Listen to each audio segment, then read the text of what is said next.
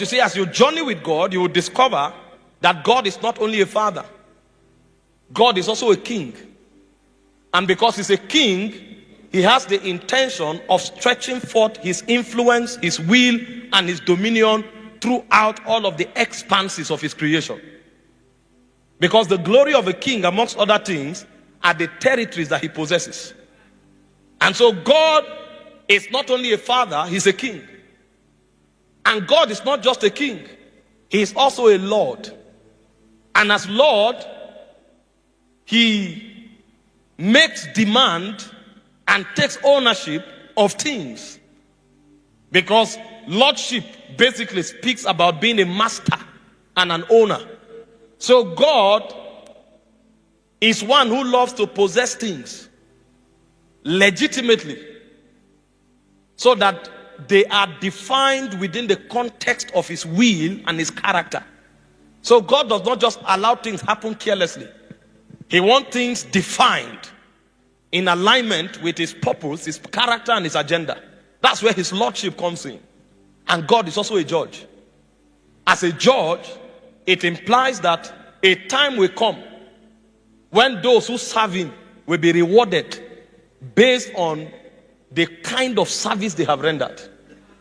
And so if you know that God is not just father, then your journey in the kingdom must be beyond childhood. Because if you interact with the king, then you must have capacity to extend and expand his influence. Because as a king, he has an interest to expand his influence across many jurisdictions. If you know that God is a judge, then you must become active in kingdom service. Because you know a day will come when the judge will reward. And if you know that God is Lord, then you must fight to defend his integrity. You must fight to defend his interest on matters that he has put his signature on. It is on this wise that we require that believers must become legislators. Legislators are lawgivers. In fact, when you begin to study the subject of priesthood, you will discover that the highest level of priesthood is the rank of legislation and litigation. In litigation, we fight to defend God's interest by contending with anything that opposes God's interest. Whereas in legislation, we advocate for God's interest by propagating and promulgating policies and laws that gives room for God's interest to find expression. And so every Christian must develop capacity, come to a point where if there's anything against God's interest, he can fight to defend God's interest. And he must be able to also create channels and possibilities for God's interest to find expression.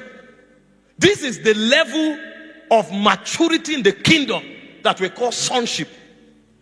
When you become a son, you develop burdens for God's interest. And that's why I said in 1 John 2, as you read from verse 12 further to verse 14, it says, I write unto you sons, because you are strong. This is no longer a level where you are crying, God, give me food. God, forgive my sins. No, it says you are strong. The word of the Lord abides in you. You have overcome the evil one. That means when there are oppositions against God, you can rise up to fight in God's interest. Because you know how to harness divine arsenals. And you know how to mobilize them against the oppositions that faces God. That is sonship. That is where legislation and litigation comes in.